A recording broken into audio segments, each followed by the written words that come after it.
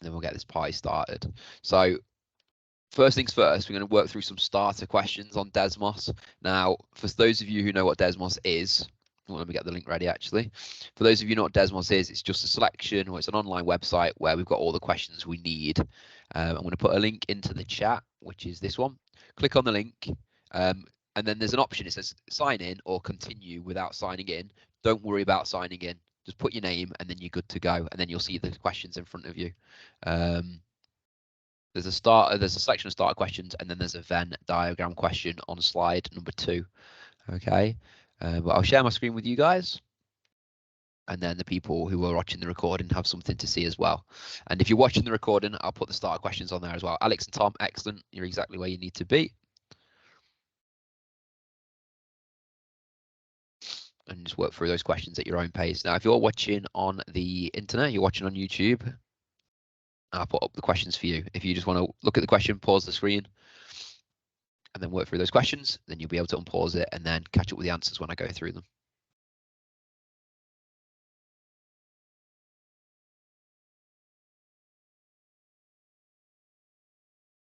So this is question 1.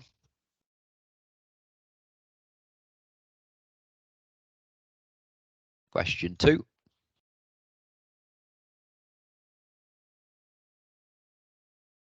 Question 3. Question 4. And the Venn diagram question, which I can leave on the screen for a little bit longer. So if you're with me live, work through the Desmos, answer those questions. If you're watching through on YouTube, answer these as best as you can alongside this PowerPoint.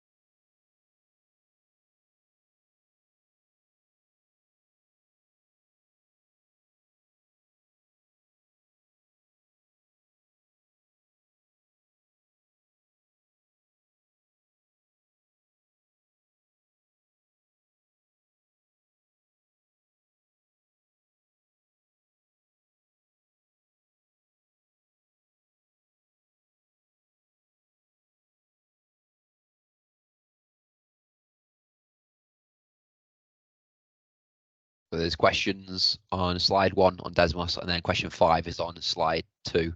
Now, I've put these questions in to be particularly challenging in terms of doing things that we typically see students struggle with. There's no point in me giving you easy questions because I think you guys can already do those. So I'm going to give you ones that make you think a bit outside the box. And then when we go through them, hopefully you can develop your understanding. And if it comes up in the paper, then you're laughing. You've got those marks in the bag. So don't worry if you're finding some of these start questions slightly challenging. They're designed to be.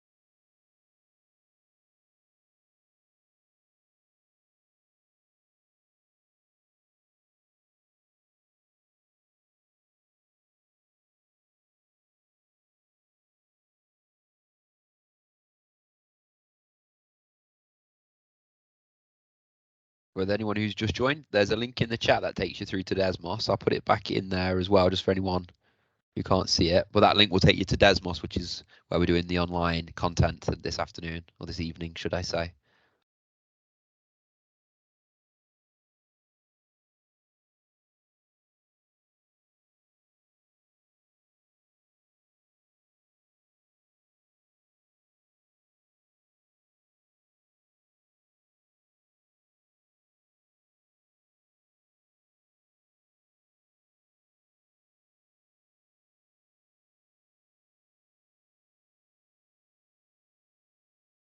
Load up the old Desmos on my iPad. See where you guys are up to.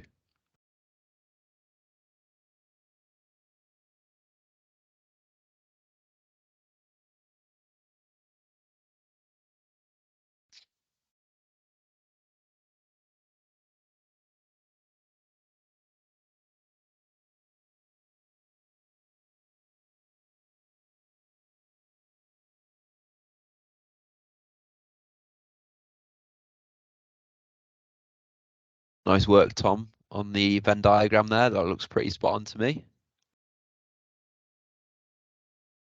You were here on last Wednesday, weren't you, Tom? So you've remembered that well. So what time are we on? We are on 6:37. So I'll give you guys another 3 minutes to work through those questions. If you have finished them, just double check your answers, make sure you're happy, and then we'll go back over them. Okay.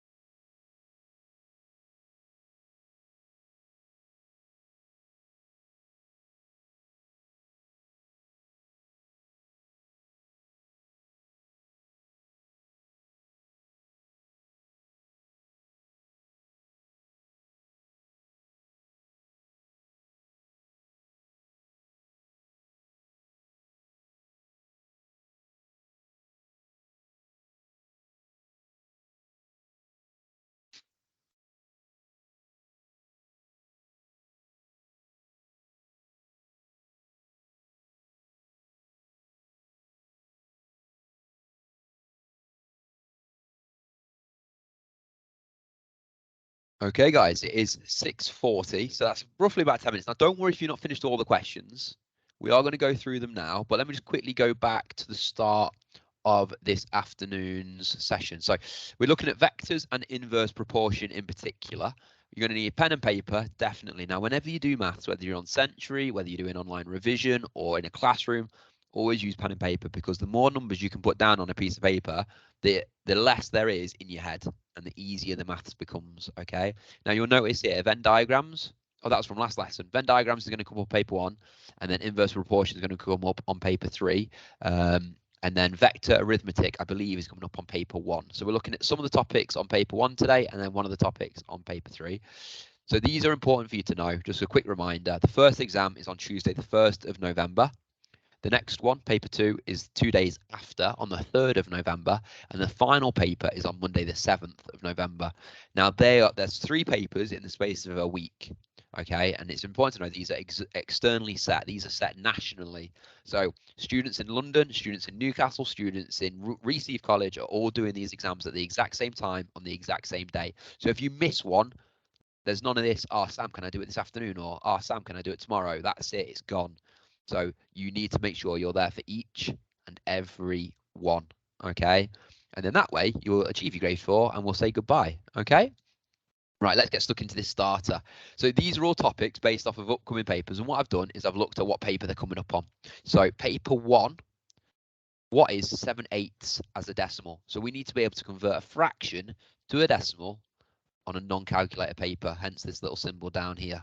Now, in order to do that, we need to do a division because 7/8 actually means 7 divided by 8, right? Now, you might be looking at that saying 7 divided by 8, right? That doesn't really make sense to me. So what you need to do, use a method that will get you the answer, and that is the bus stop method. So we're doing 7 divided by 8. So on the outside of the bus stop, we have this, we have the 8, and then on the inside, we have the 7.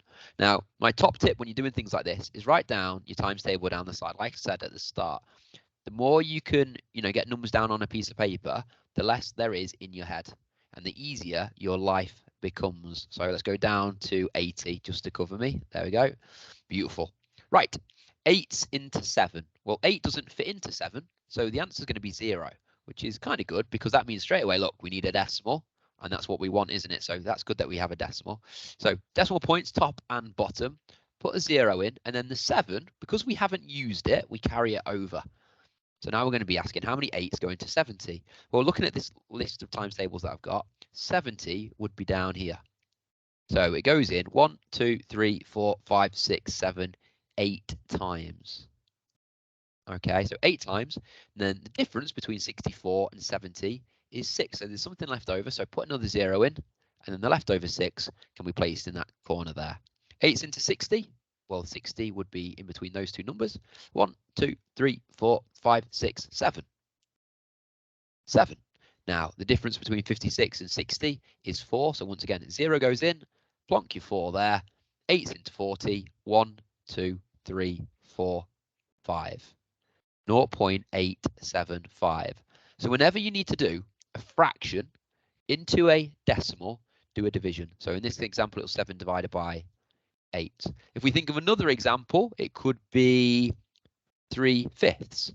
Now, some of you may know what that might be straight away. If not, do 3 divided by 5, set up your bus stop, and then work your way through it, okay? Similar to what I've just done.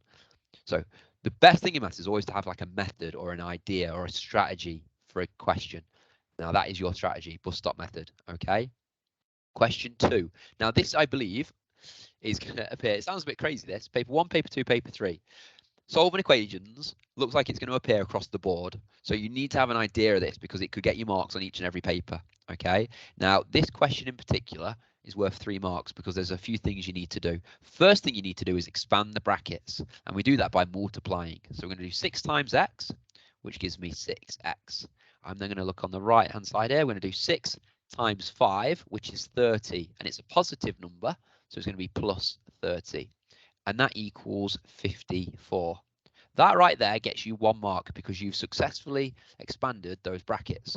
So definitely worth doing. Now it's about solving this equation, getting x by itself. Now, in order to get x by itself, we need to, remove the plus 30 and get rid of that 6. I'm going to do that mathematically. So the opposite of plus 30 is take away 30, and we're going to do that to both sides. Okay, so that leaves on the left-hand side of the equal sign simply 6x because that 30 is now gone. And then 54 take away 30 is 24. Last but not least, we're going to do the opposite of times by 6. So now we shall divide by 6. I'm going to do it on this side as well. That leaves x by itself, which is what we're after. X equals 24 divided by 6 is 4. 3 marks for that. Now, really, as a group, I think you're going to be pretty good at that. So when you see that in the exam, you should be rubbing your hands together saying, thank you, thank you, thank you, because they are 3 marks you're all capable of getting, okay? Now, I particularly enjoy these because they look absolutely horrible. And most students, because they look horrible, leave them. Now, we're going to have a strategy for this. This is on paper 1 again. So first paper, we're going to have a strategy for this. So step 1, write the fractions, write the ratios on top of each other. So you got 4 to 5 and then n to 1. Okay. Excellent. Now use the side with the 1 on it. which is the right-hand side. Here we have the 1, so I'm going to use the right-hand side to tell me what I need to do. To get from 5 down to 1, I divide by 5, okay? And I do whatever I do on the right-hand side, I do on the left-hand side. So if I've divided by 5 over there, I'm going to divide by 5 over here. Now, the glorious thing about this, you can leave your answer as a fraction. That still gets you the marks in the exam. So 4 divided by 5 would look like this as a fraction, 4 over 5. And then put in your ratio to 1 to get you the mark. Now, I believe that would only be worth 1 mark. But like I said, if lots of students are leaving it blank, if you can give it a go, if you can get an answer that looks like this, or 0.8 to 1, if you have put it as a decimal, you picked up a mark. You are gaining an advantage on the rest of the group, and that's what it's about. Okay, I'm going to come to the chat now because I've done a lot of talking, and I don't like my own voice too much. Fibonacci sequence. Can anyone try and tell me what Fibonacci sequence is? Fibonacci sequence. What do we do? How do we work out? And it's kind of a hard thing to explain. So I'll give you a moment or two to try. But if you're not quite sure, don't worry.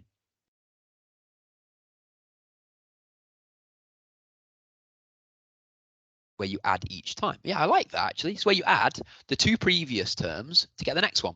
So 5 add 8 gives me 13. So in order to work out this one here, I need to do 8 add 13. And that gives me 21.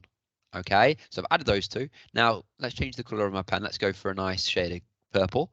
Now to work out this next one, I need to add 13 and 21 together.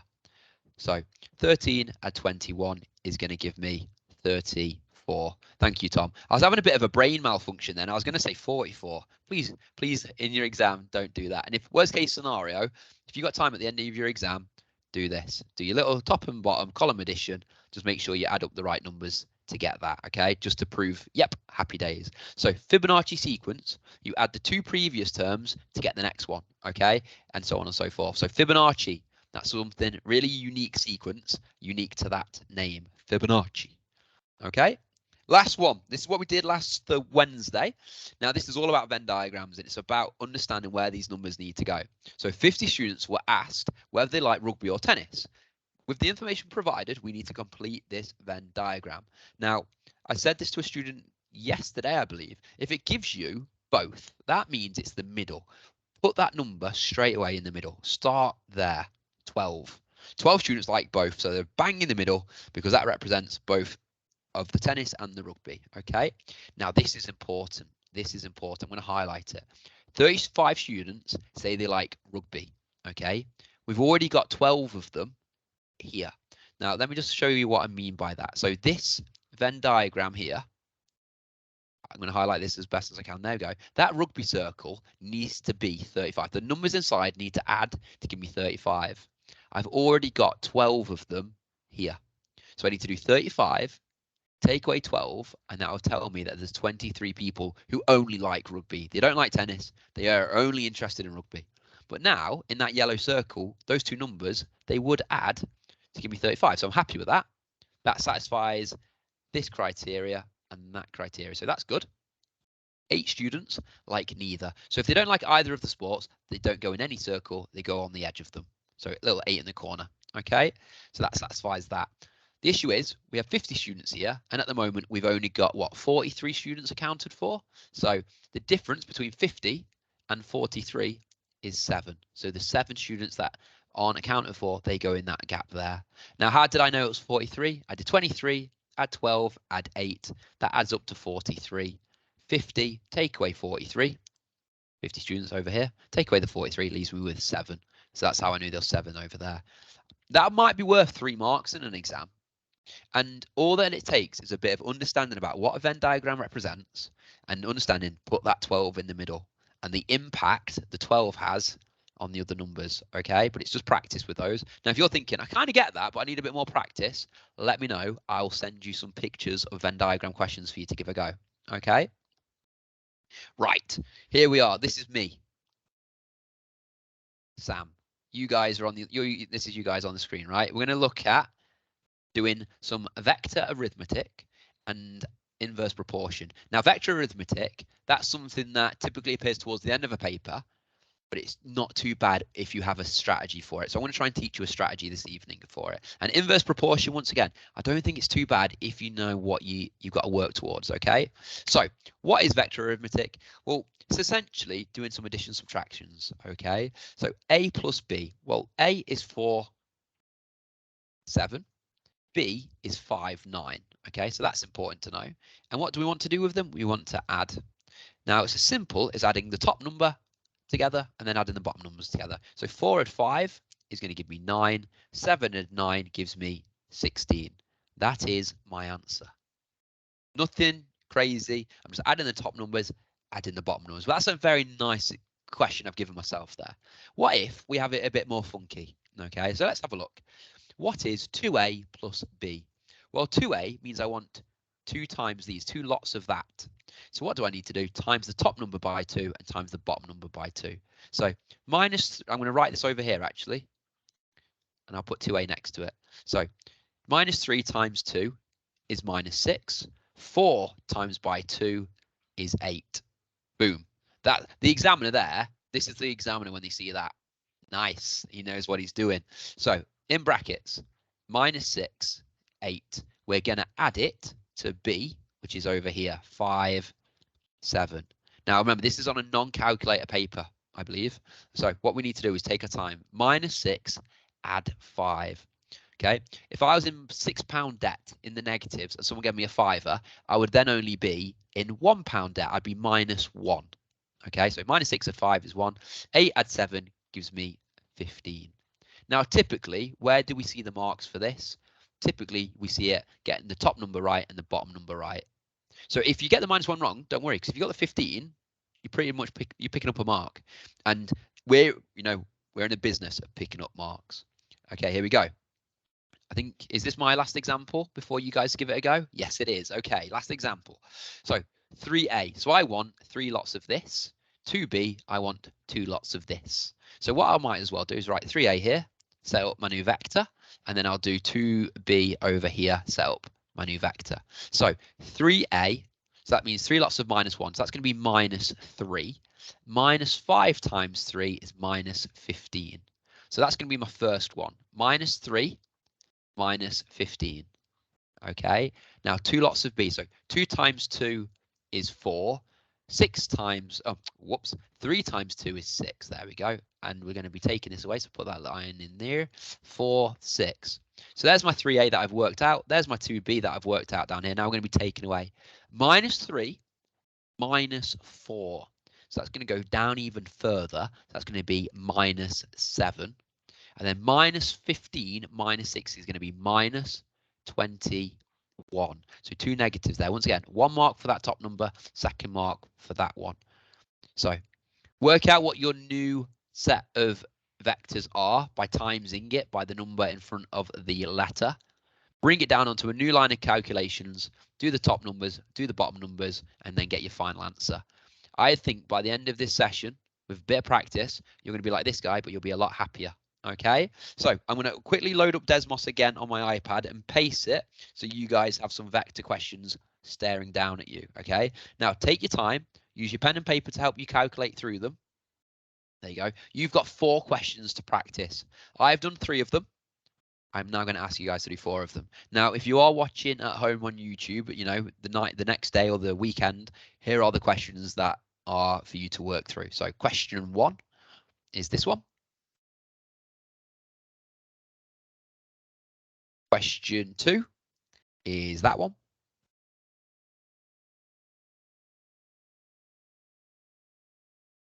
Question 3 is that one.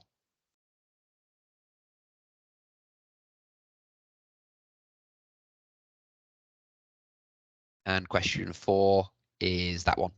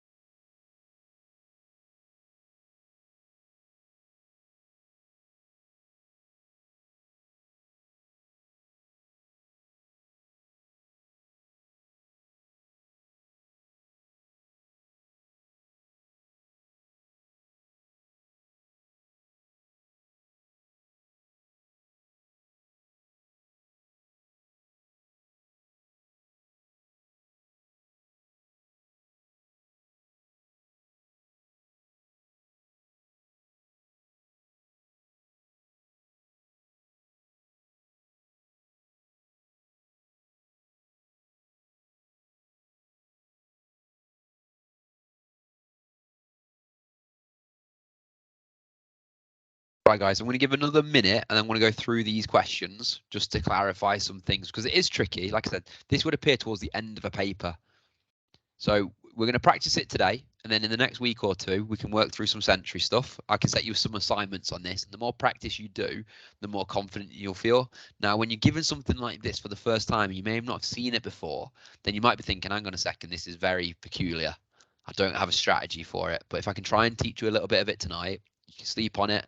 Next day, do a bit of Sentry work on it, do a bit of work in a classroom, you'll be a whiz on it. And then when it comes to the exam, like I said, you'll be rubbing your hands and you'll be very happy that there's a question on vectors. Okay. So let's hold fire for another minute and then I'm going to go through it. So regardless if you're super confident or you're not too confident, please make notes because the more notes you have, the more likely it's going to stick in your long-term memory. And that strategy that we want to develop will be something you have in your head. Okay. But there is a fair few questions that I've put in front of you. I think which one was the last one? FG. This one, okay. How many? Have I missed one out? So that one I need to do. That one we're not doing.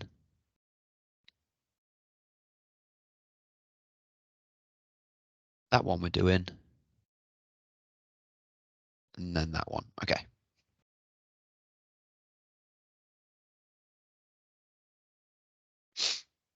No, it's just about practice. And like I say, I'm Sentry King, so I'll be setting some assignments on this. I'll call it November Vectors. So if you want to practice this in your own spare time, log on to Sentry, go through your assignments, find the one with vectors, and then you'll have some opportunity to practice, okay? Right. Bring your attention back to the PowerPoint because I'm going to go through these questions now. So the ones that I've ticked because they're the ones that you've looked at. And I'm going to just take my time when I explain it. I'm going to try to make our lives as easy as possible. And I'll show you exactly what I would do if I was in an exam. If I was sat there on November the 1st thinking, right, what do these mean? What does this question tell me I need to do? Okay. So this is question one. I've turned over the page. This is what I've got. I've got C equals 4, 9. D equals 2 minus 5. Work out 4C plus 3D. Well, 4C, that means I need 4 lots of this. So I need to times that by 4. Okay, so what I'm going to do down here is set up my new vector for 4C.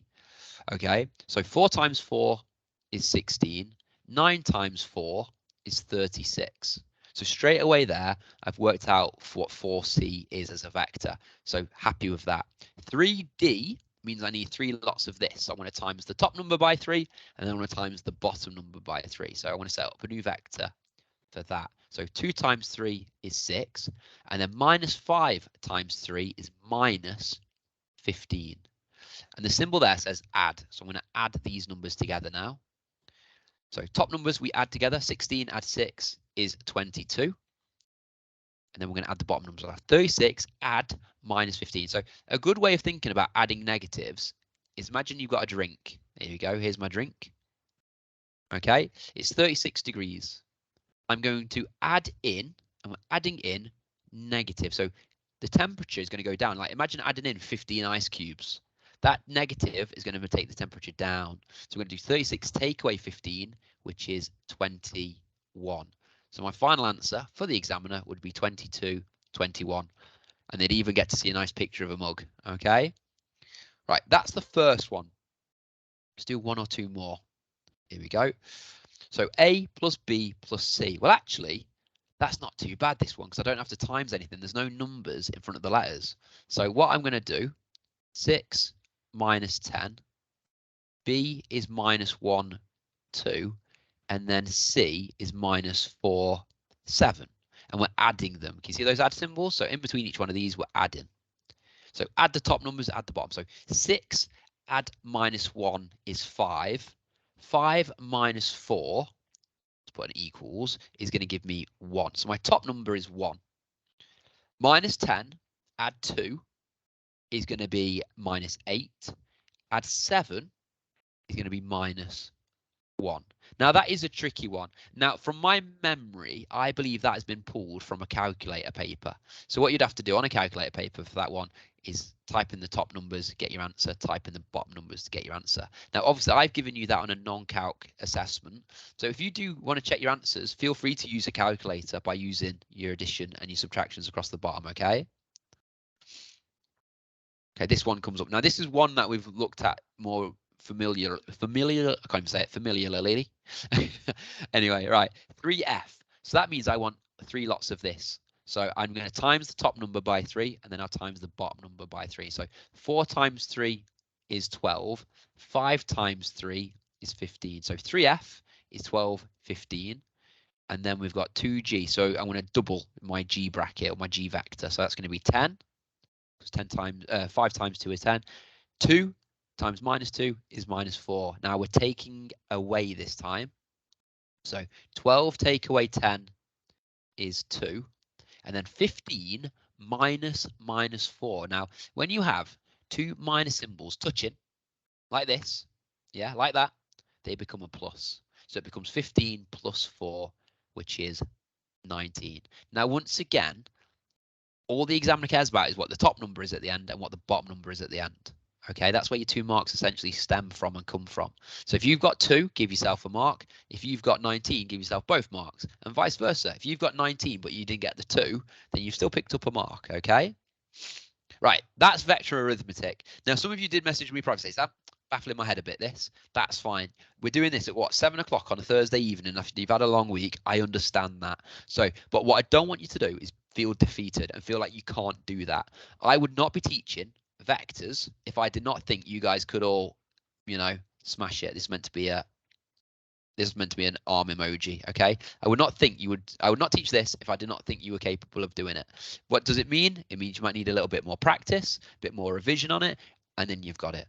Okay, so it's true what they say, practice makes progress, and I will set some century work on this so you have more chance to practice this topic. Now, what we're going to finish on is inverse proportion. Now, inverse proportion is essentially, it's kind of like what goes up must come down. Okay, proportion, normally things, you know, as I get bigger, my weight goes up. That's proportion. As I get taller, my feet size increases. Yeah, makes sense because that's proportion. Inverse proportion is the opposite. Okay, inverse proportion means the more people you have working on a job, the less time it takes. Okay, that's inverse proportion. When one thing goes up, the other goes down. Now, typically we see inverse proportion asked in a way about, you know, people working on a project and the time that it takes. So let's have a look at this model example. Here we go. Here we have some young farmers. It takes 3 farmers 10 hours to plow a field. How long would it take 5 farmers? So there's 2 steps for this. So this is probably going to be worth 2 marks. 2 steps, 2 marks. First job we have to do is work out how long it would take 1 farmer. And we do that by multiplying the original number of people and the time that it takes. So we do 3 times by 10 hours. That means it's a 30-hour job. 30-hour job to plow that field. It must be a big field. Okay, so step 1, multiply the original amount of people and the number of hours that it takes them. The next task we do is divide this job, this 30-hour job, between the new number of people, which in this case is 5. So we're going to take that 30-hour job, we're going to share it between 5 people. 30 divided by 5, what are you guys going to say?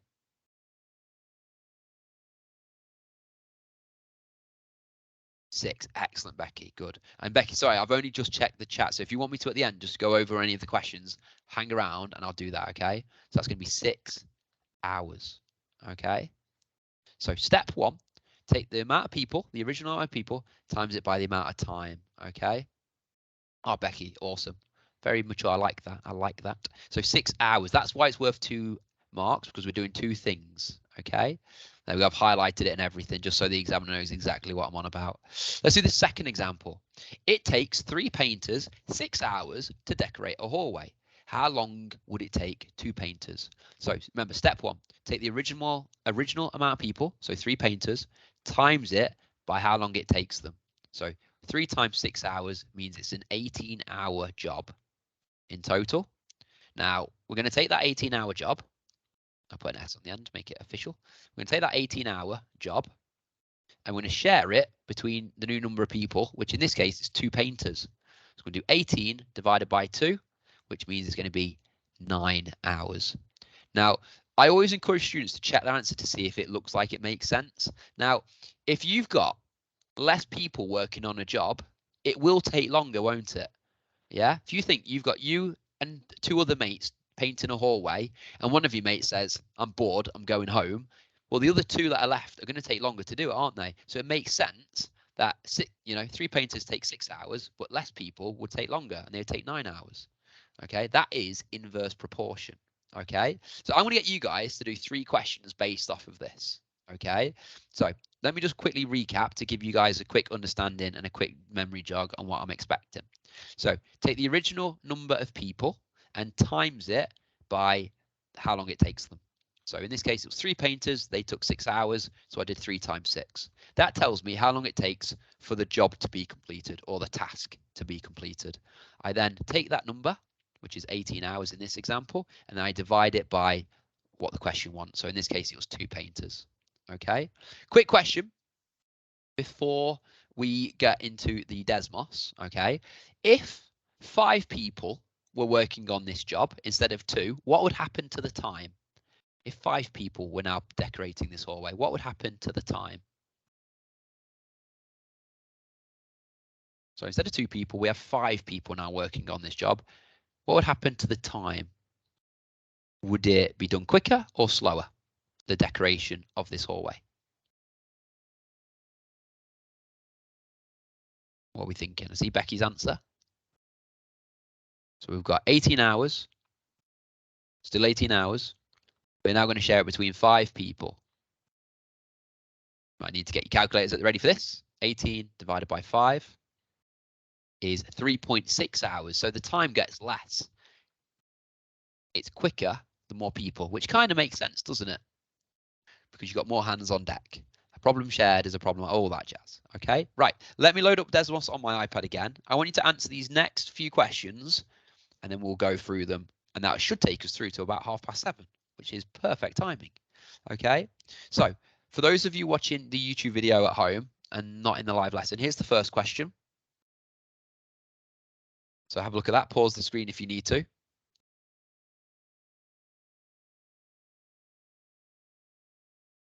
The second question is now on the screen.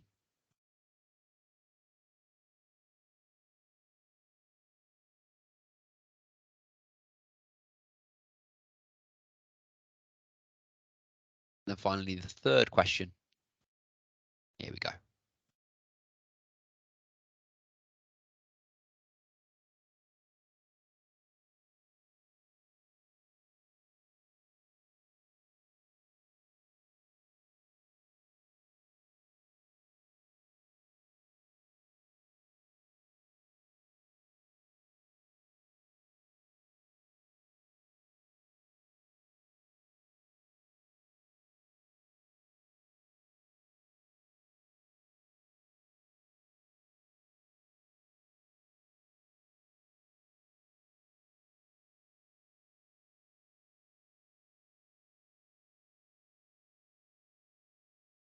So work through those questions.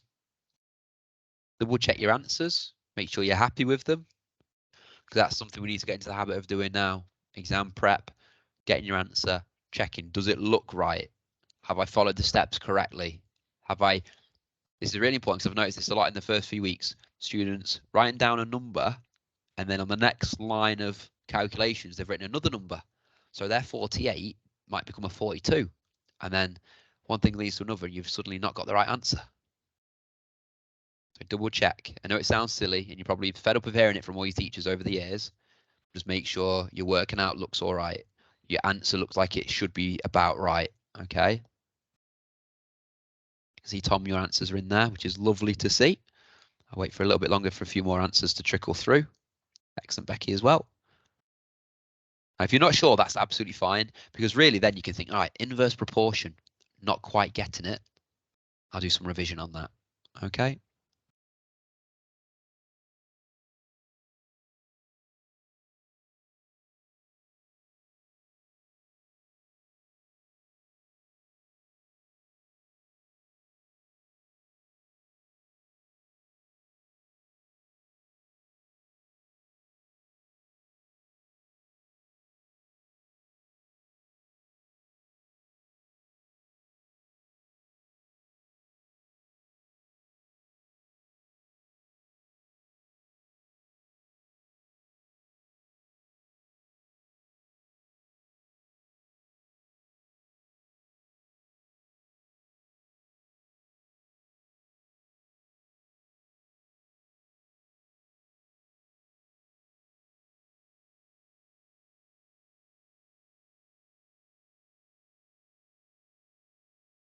Okay, I'm going to give it 2 more minutes because I see most answers are filtering through now. And then I'll go through these questions and you can check your answers against mine.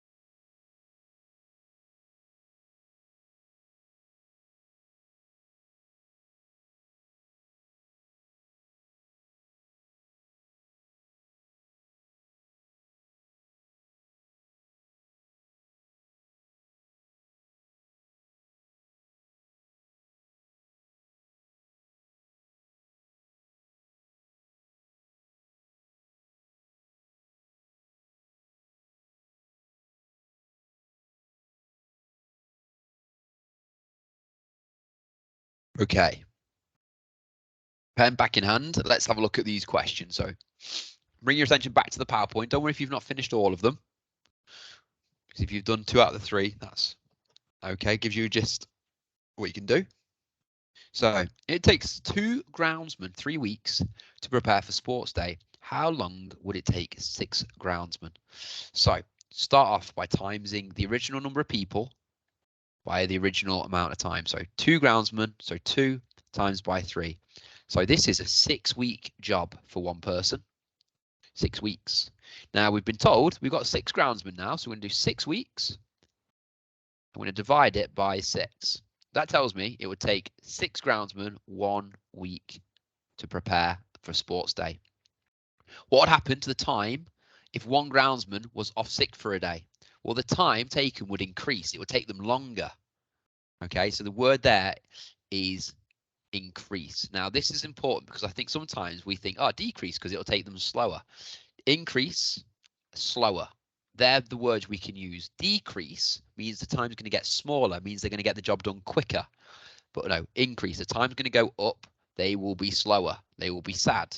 Okay, so be careful with the wording there. Try and think, and if it makes your life easier, I've seen marks given for things like that. Slower, yeah, slower. It'll take them longer. Okay. It takes 4 bakers 6 hours to prepare cakes for a big wedding. How long would it take 12 bakers? So the original amount of people times by the original amount of time. So 4 times 6 is 24 hours. We have 12 bakers working on this now. So 24 divided by 12, that is now 2 hours, isn't it? 24 divided by 12. Yeah, excellent. 2 hours. What would happen to the time taken to make the cakes if each baker worked at a faster rate? Well, the time would decrease. It would take them less time. So time would decrease. They would be quicker. These are some of the keywords that we usually see on the mark scheme. Quicker, faster. Yeah, which I think you guys get, but it's just about practicing, making sure we're giving the right words for the right explanation. Okay. Last question, guys. It takes 8 weeks for 6 decorators to refurbish a property. How long would it take 2 decorators? So 6 or 8 times 6, it doesn't really matter which order you do it, but let's say the original number of people times by how long it takes them. 6 times 8 is 48 weeks. 48 weeks to do it by yourself. But we have 2 decorators working on that. So 48 divided by 2 is 24 weeks. So hopefully now we have a little bit of a strategy for inverse proportion. Okay, times the original 2 numbers together and then divide by the new number you are given. Okay, but read the question carefully because we know what AQA and exam boards can be like. They can be quite catchy. So make sure you read the question carefully so you invest and calculate the right numbers. Okay, but guys, these 3 words sum up how I feel about the November exams. You got this. Put in the relevant time to revise, to prepare. You will have such a good chance of giving yourself the best opportunity of achieving the highest grade you can aspire towards. Get yourselves onto Century, look at those November assignments, put some dedicated time and attention to them, and I can guarantee you can push there and achieve the best ever marks you've ever had, and hopefully the best ever grade you've ever had. Okay, well done for attending tonight. I genuinely appreciate you spending a bit of time with me this evening. That is it for the PowerPoint and the presentation and the session. So you are free to go. If you are watching on YouTube, thank you for putting in time aside and looking and watching through this. Hopefully you found it beneficial. I'll see some of my students in class and online, and I'll see everyone else in and around college. And that's it. Okay. Right. I'll see you all soon. Take care and enjoy the rest of your evening. Okay.